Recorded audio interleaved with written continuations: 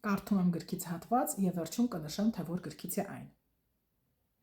Նա չպետք է հիմա որպես փոքրիկ, իսկ հետագայում էլ որպես մեծ մարդ ջանք գործադրեր, որ ընդունվեր ու բարձրացվեր։ Սիրված լինելու համոզվածությունը պետք է նրան թևեր տար ապագայում գործադրելիք ջանքերում, ոչ թե դառնար դրանց դիմաց վարձատրություն։ Մարտինն ուզում էր Դավթին տալ այն, ինչի պակասը ինքը զգացել էր եւ ինչ ինքն էր փափագել։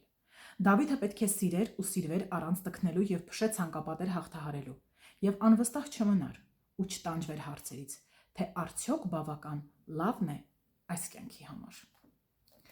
Հատվածը Բեռնարդ Շլինքի «Ուշացած կյանք» գրքից է, գիրքը ավարտել եմ